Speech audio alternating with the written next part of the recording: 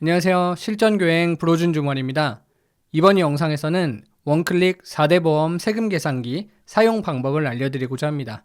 계산기 사용법 그렇게 어렵지 않으니까 이 영상 보시고 4대 보험 세금 납부 업무하실 때 도움이 되셨으면 좋겠습니다.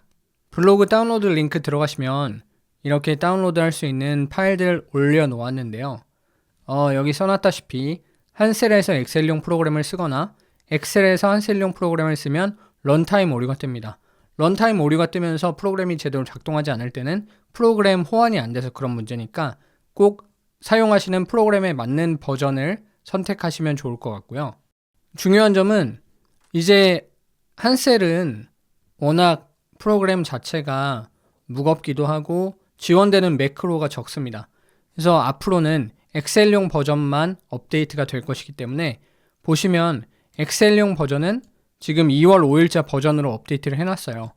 근데 한셀용은 업데이트가 지금 되고 있지 않거든요. 그렇기 때문에 웬만하면 엑셀용 다운받아서 사용해 주시면 좋을 것 같습니다. 그리고 이 4대 보험과 세금 계산기는 엑셀 매크로를 활용한 프로그램입니다. 그렇기 때문에 엑셀을 매크로 활용해서 여셔야 하는데 그 방법을 잘 모르실 경우에 이 링크에 적어두었습니다. 그래서 들어가셔서 확인하시면 되고 조금 후에 영상에서도 설명해 드리겠습니다. 그리고 4대 보험 고지서와 급여대장 파일을 사용해야 하는데 종이로 된 고지서, 종이로 된 급여대장이 아닙니다.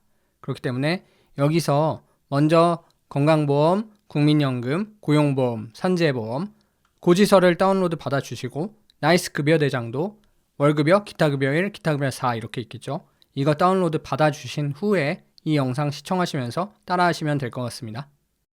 그래서 파일을 다 받으시면 이렇게 엑셀용 4대 보험 계산기, 세금 계산기 두 가지 파일이 있을 거고요. 기초 자료는 제가 테스트용으로 받아놓은 파일인데 공무원 건강보험, 비공무원 건강보험, 국민연금, 고용보험, 산재보험 이렇게 총 5개 고지서가 나올 거고 급여대장은 3개가 나올 것입니다. 이렇게 준비해 주시고 영상 시청하시면 되겠습니다. 그래서 다운로드 받은 계산기 파일을 열면 보시면 지금 보안 위험 이렇게 마이크로소프트는 이 매크로를 신뢰할 수 없어서 차단했습니다. 이런 경고가 뜹니다. 그래서 이대로 그냥 실행하시면 안 되고 매크로를 설정할 수 있게 차단을 해제한 다음에 파일을 열어야 되는데요. 매크로 실행이 차단된 것을 해제하는 방법은 다음과 같습니다. 윈도우 화면에서 파일을 오른쪽 클릭합니다. 오른쪽 클릭해주고 속성을 클릭하면 이런 창이 뜨는데 여기서 보안 메뉴가 있죠. 보안에서 차단 해제를 눌러주고 적용 누른 후에 확인 눌러주면 됩니다. 그러면 이렇게 파일을 열었을 때 아무런 경고도 뜨지 않는 것을 확인할 수 있습니다. 이러면 이제 매크로를 실행할 준비가 되었습니다.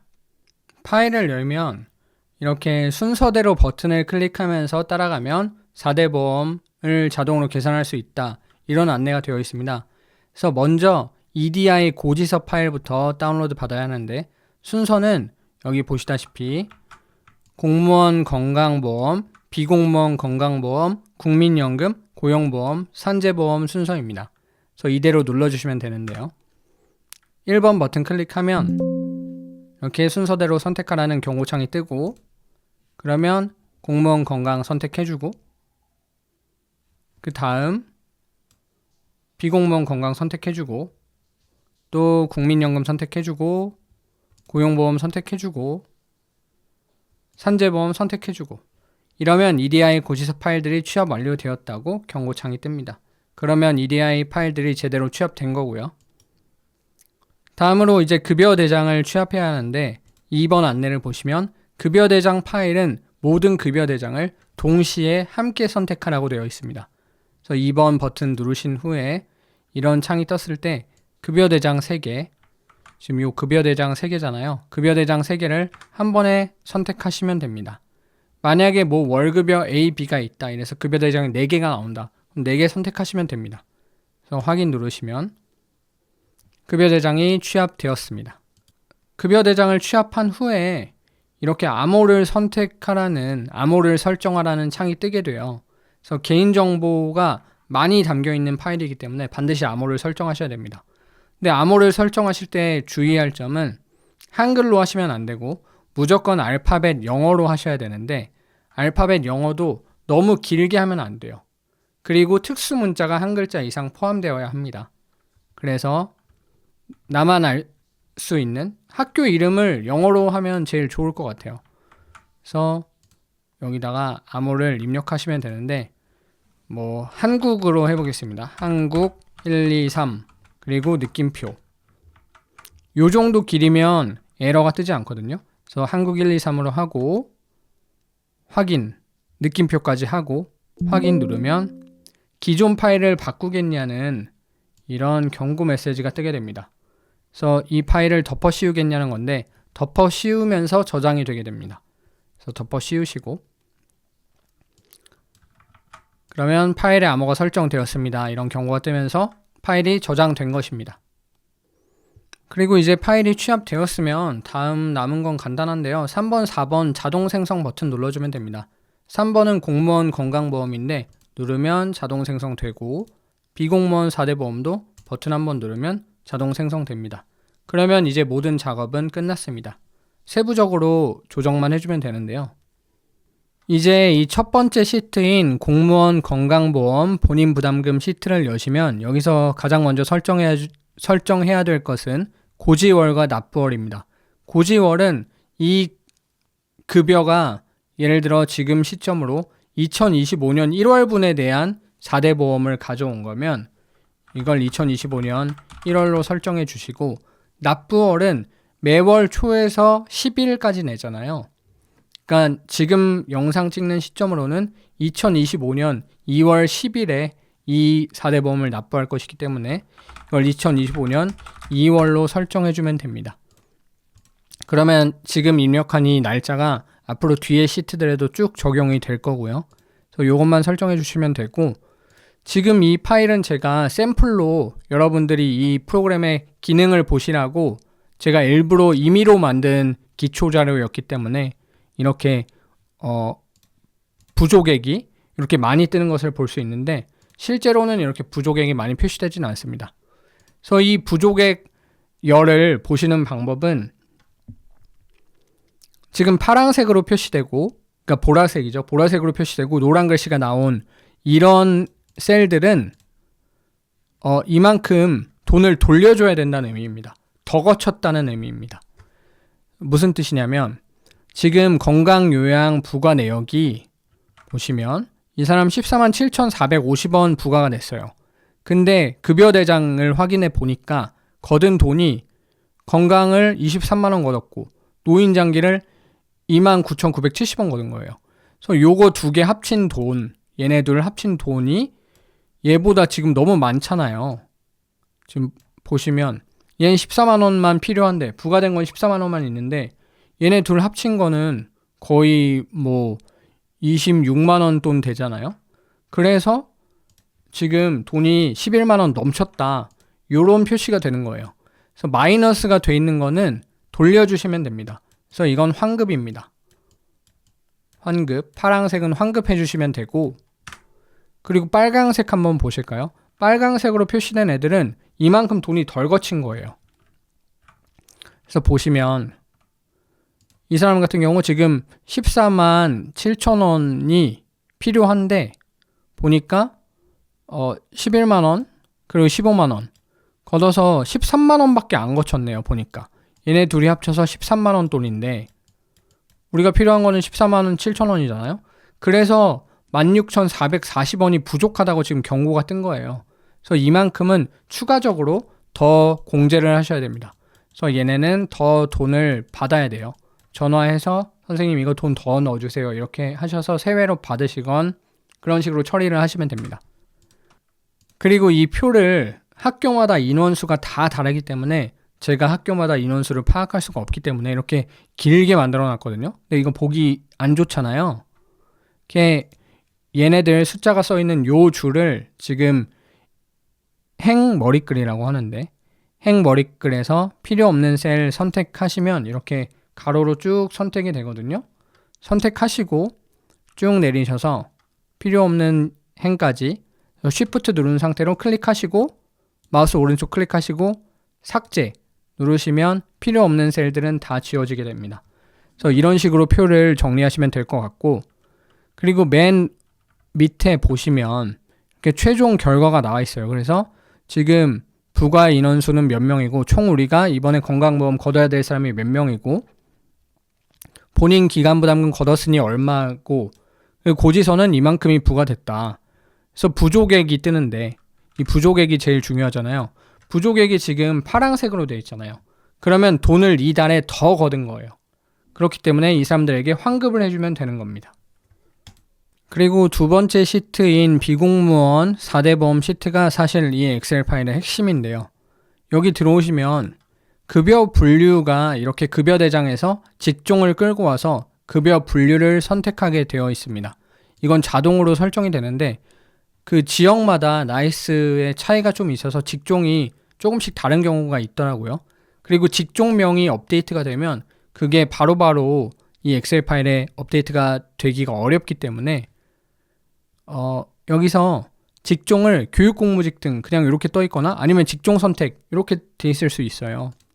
이러면 선택하시고 간단하게 여기서 드롭다운 목록에서 뭐 사서면 사서로 했더니 기타급여 4로 이렇게 자동으로 바뀌잖아요.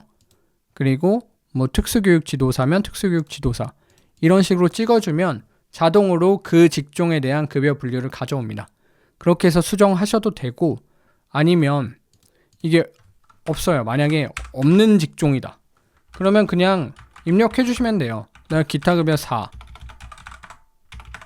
이렇게 입력해 주시면 자동으로 이 급여 분류별로 합계를 구할 수 있게 됩니다. 그래서 이 함수가 망가지는 거 걱정하시지 말고 그냥 입력해 주시면 됩니다.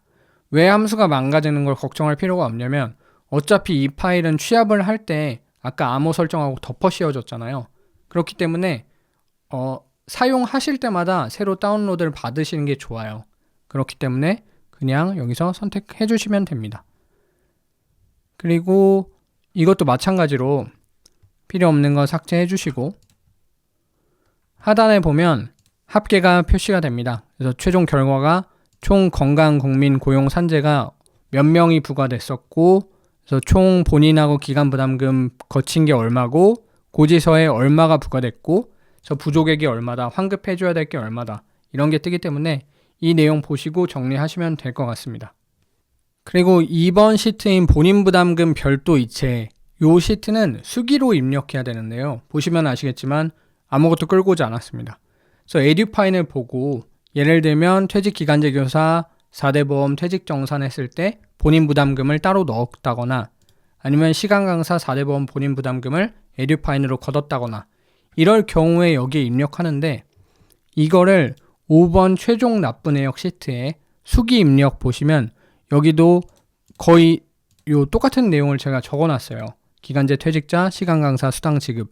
근데 이것도 보시면 아시겠지만 그냥 0이잖아요. 얘도 급여 대장에서 끌고 오지 못합니다.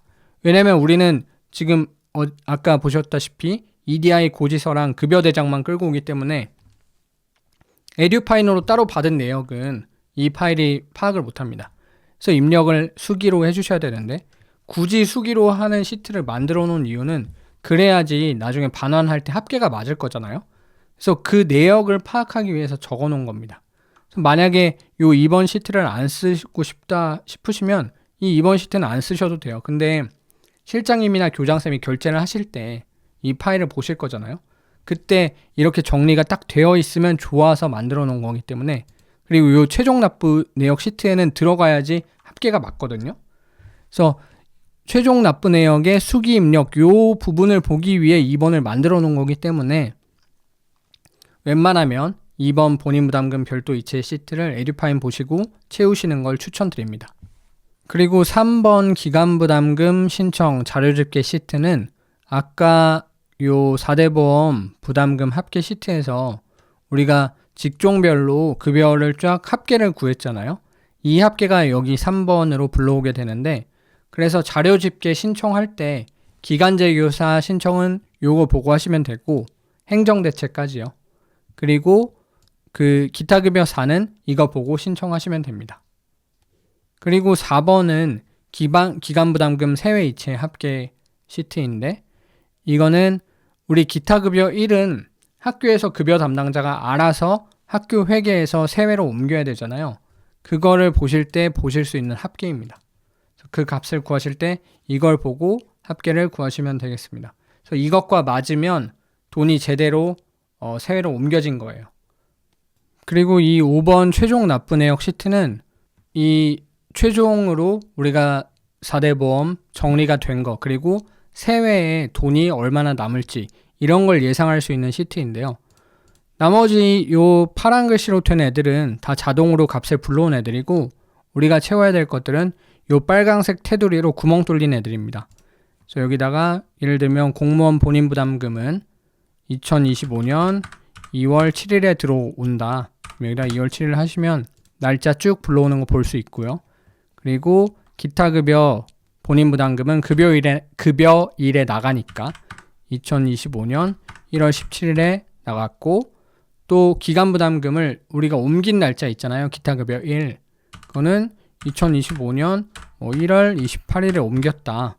여기다가 날짜를 써주시고, 행정대체는 매월 급여일이니까 마찬가지로 2025년 1월 17일 이렇게 날짜 채워주시면 되고, 아까 보여드렸던 이 수기 입력 시트에는 말씀드렸다시피 2번 요 시트와 맞춰주시면 나중에 관리자분들 그리고 후임자가 볼 때 이래서 여기다 적어놨구나 하고 보시기 편할 것 같고요.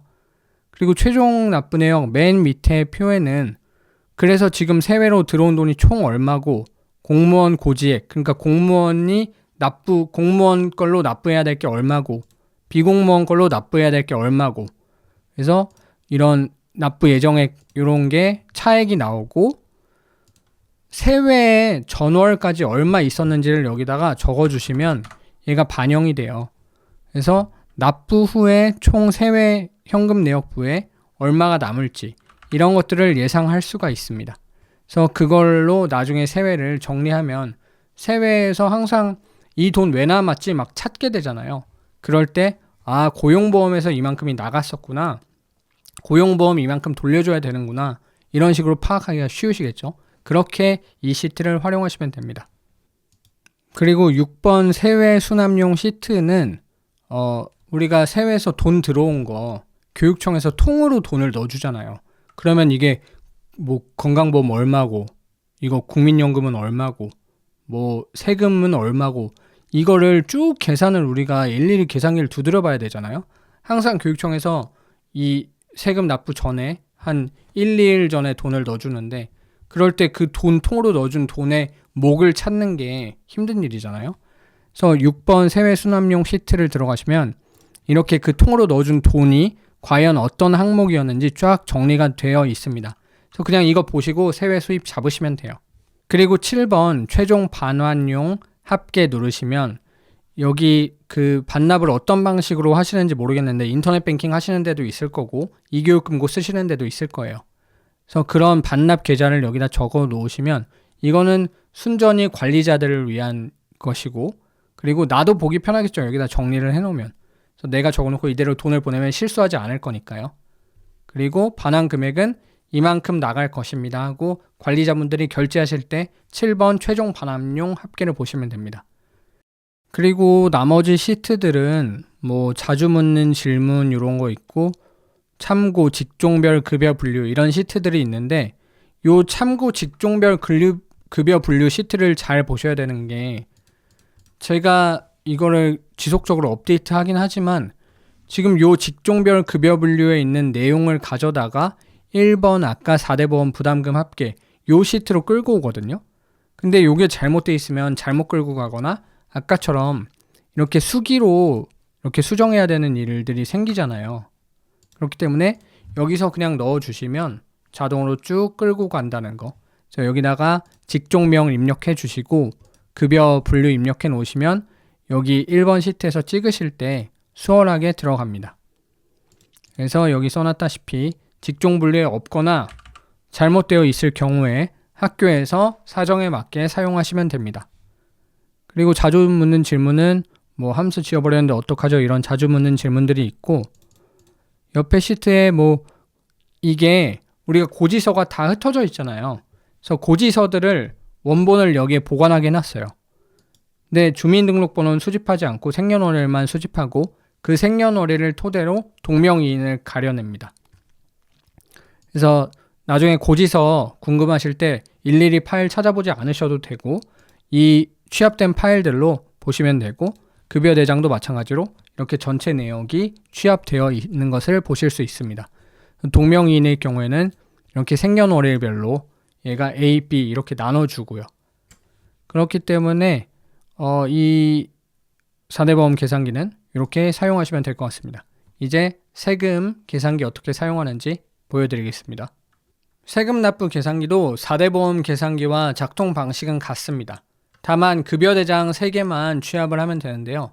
아까 보여드린 대로 동시에 취합하면 됩니다. 급여대장 파일 선택하라는 경고창 뜨면 여기서 급여대장 동시에 선택한 다음에 열어주면 이렇게 자동으로 취합이 되고 그리고 암호를 설정하게 되어 있습니다.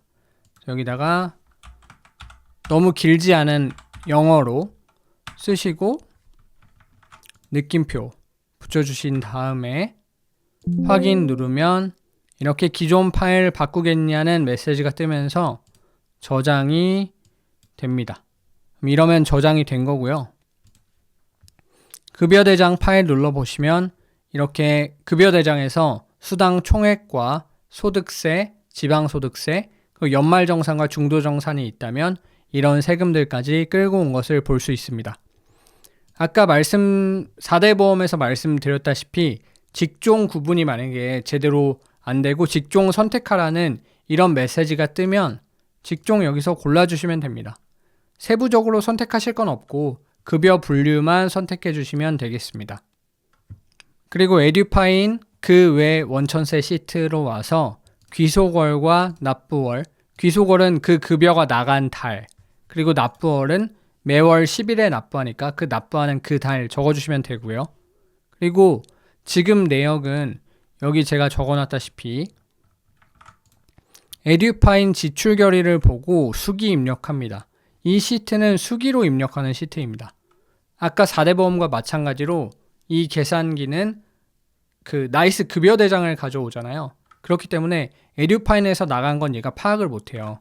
그래서 여기다가 하나하나 적어주시면 되는데 보시면 사업소득, 기타소득, 퇴직소득, 그리고 근로소득 에듀파인으로 별도로 주는 근로소득 강사들 있잖아요. 그럴 경우에 여기다가 집어넣어 주시면 됩니다. 그리고 연말정산으로 세외로 직접 환급을 해줘야 되는 사람들이 있을 경우에 여기다가 환급 예정일과 소득세, 지방소득세 얼마 돌려줄 거다. 그래서 요걸 써주시면 합계가 계산이 돼서 다음 시트로 넘어가게 됩니다. 그래서 여기 수기로 입력해야 되지만 아까 4대 보험 계산기와는 다르게 그냥 입력하고 보는 용이 아니라 이걸 끌어다가 세금을 계산을 해야 되기 때문에 꼭 틀리지 않게 지급 인원부터 해서 수당 지급액, 소득세, 지방소득세 얼마인지 이거를 꼼꼼히 에듀파인 보시고 입력해 주시면 되겠습니다. 그래서 이렇게 급여대장 취합이 끝나고 에듀파인으로 공제된 세금들을 입력한 게 끝나면 이제 그것들을 토대로 기초자료를 끌고 와서 세금 계산을 들어가게 되는데요. 먼저 근로소득 공제 내역 이 시트는 나이스 급여대장을 끌고 온 겁니다. 그래서 기본적으로는 여기 보면 맨 밑에 가감계 있잖아요. 이 내용이 나이스 원천징수 이행상황 신고서와 같아지면 제대로 입력이 된 거거든요. 그래서 여기 보시면 파란색 글씨로 되어 있는 것들은 자동으로 나이스에서 끌고 온 것들이에요. 그래서 건드리실 필요가 없는데 이 빨간색 구멍 난 애들, 얘네들을 이제 채워줘야 됩니다. 그래서 휴직자가 있으면 휴직자 인원수를 여기 써줘야 되고 육아휴직 수당은 비과세예요.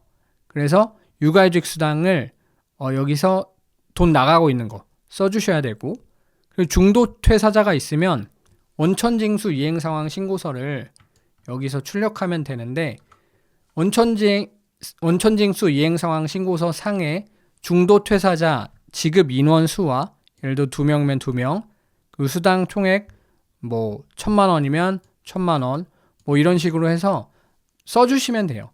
그리고 금액 보정은 이게 원천징수 이행상황 신고서를 뽑았을 때 급여대장을 취합하면 급여대장 취합한 것보다 금액이 큰 경우가 종종 있거든요.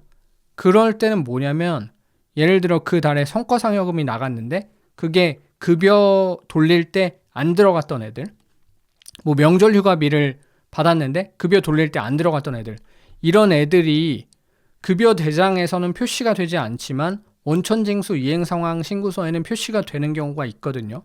그럴 때 여기다가 금액과 인원수를 써주시면 됩니다. 그러면 얘네들을 다 입력하고 나면 그때 비로소 이 가감계, 이게 원천징수 이행상황 신고서거든요. 여기 금액이 맞게 돼요. 그래서 요거를 꼭 확인하시고 원천징수 이행상황 신고서와 맞는지 확인해 보시면 좋을 것 같습니다. 그래서 이 단계가 끝났으면 이제 다음 시트로 넘어가면 됩니다. 이 세외수납 시트는 그래서 소득세와 지방소득세가 에듀파인에 한 것까지 포함해서 뭐 중도정산, 뭐 사업소득, 뭐 이런 거 다 포함해서 우리 세외로 얼마가 들어올지 예상되고, 그래서 그만큼 신고할 수 있다는 그 신고 가능 액수를 보여주는 시트입니다. 그래서 보시면 교육청에서 학교로 송금을 이만큼 해줄 거다. 그리고 학교 급여에서 공제된 돈은 이만큼이다. 그리고 에듀파인에서 사업소득, 기타소득 뭐뭐뭐가 거친 돈은 이만큼이다. 그래서 최종 납부액, 세외에 수납된 돈이 지금 요만큼이고, 그 전월에 세금 납부하고 잔액이 남아있을 수 있잖아요. 그래서 전월 잔액을 여기다가 적고 당월 신고, 그러니까 우리가 신고한 만큼 세금은 내잖아요. 그래서 이번 달에 신고할 금액을 여기다가 적으면 이 합계를 계산해서, 그래서 이번 달 납부한 후에 최종 잔액이 얼마일지 여기에 표시가 됩니다. 그러면 이걸로 세금을 제대로 세금 세외에 들어있는 거 싹 끌어서 제대로 납부를 했구나, 이렇게 파악을 할 수가 있게 되는 거고요. 두 번째 학교 송금액 수납 시트는 그 아까 4대 보험 설명드릴 때 말씀드렸다시피 교육청에서 학교로 돈을 넣어줄 때 통으로 넣어주잖아요. 이게 뭐 건강보험이 얼마고 소득세가 얼마고 이런 식으로 넣어주지 않고 그냥 뭉뚱그려서 이번 급여에서 거친 거 얼마예요 하고 넣어주기 때문에 그걸 파악하는 게 매달 힘든데, 이 아까 4대 보험에서 세외 수납하는 그 시트랑 이 지금 세금에서 세외 수납할 수 있는 이 시트, 요 두 가지 금액을 더하면 교육청에서 통으로 넣어주는 금액, 그 합계가 나옵니다. 보시면 지금 이거 세금이에요. 소득세와 지방소득세 11346,440 요만큼이 들어올 거고, 그리고 4대 보험 시트를 열어보면 아까 취합한 거거든요. 아까 작업한 내역 이거 보면 공무원 건강, 뭐 공무원 건강, 비공무원 건강 해서 6968, 660, 6968, 660 이만큼 나올 거다. 그래서 요 두 가지 세금이랑 4대 보험이랑 이 두 가지 파일에 금액을 합치시면 교육청에서 돈을 넣어주는 그 금액이 나와요. 그런 식으로 이 세외 수납용 합계 시트를 사용하시면 됩니다. 그리고 마지막으로 이 신고 및 납부 내역 시트를 들어가시면 이렇게 위에 있는 내용은 보시다시피 소득세예요. 밑에 있는 내용은 지방소득세거든요.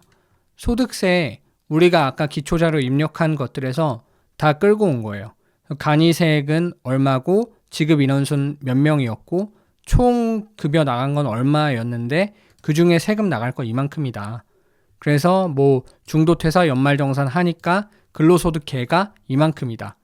사업소득, 기타소득 이런 건 지금 제가 에듀파인 요 시트를 입력 안 해서 안 뜨는 건데 입력하시면 일로도 불러오거든요.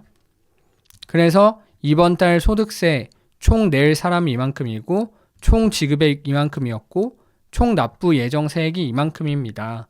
이러고 이 표 내용대로 국세청에 신고를 하시면 됩니다. 그리고 지방소득세는 위에 소득세표에서 끌고 오는 거예요. 그래서 요거는 위택스에다가 요 내용 그대로 신고하시면 되겠고요. 그리고 아까 4대 보험과 마찬가지로 가상계좌를 사용하실 경우에 이렇게 반납 계좌를 적어서 관리자분들이 보시면 아, 돈을 이만큼 세금을 내는구나 하고 금방 파악하실 수 있겠죠. 그래서 이런 식으로 이 표를 사용하시면 되겠습니다. 그래서 오늘 4대 보험 세금 원클릭 계산기 사용 방법 한번 배워보았고요. 제가 가장 중요한 걸 말씀드리자면 이 프로그램은 말 그대로 계산기예요. 그래서 급여대장과 고지서에서 파일을 끌고 오는데, 근데 모두 급여 담당자들 모두들 아시겠지만 이런 뭐 직종이 바뀐다거나 아니면 연말정산 환급금이 생긴다거나 이런 식으로 급여는 변수가 많잖아요. 그래서 계산기가 웬만큼 일을 덜어주긴 하지만 계산기도 오류가 있을 수 있습니다. 그렇기 때문에 꼭 취합을 하신 다음에 특히 그런 자주 생기는 오류들, 직종 때문에 직종 분류가 제대로 취합이 안 되는 오류, 아니면 연말정산 돌려줘야 될 돈이 안 맞는 오류, 뭐 고용보험 전에 걷어놨던 거 세외 잔액이 있는데 그런 거 입력 안 해서 생기는 오류, 이런 것들이 있을 수 있기 때문에 계산을 하신 다음에 꼭 한번 이게 제대로 입력을 내가 제대로 했는지 빠뜨린 건 없는지, 그리고 세외에 현금 내역부에 있는 내역과 맞는지, 그게 제일 중요해요.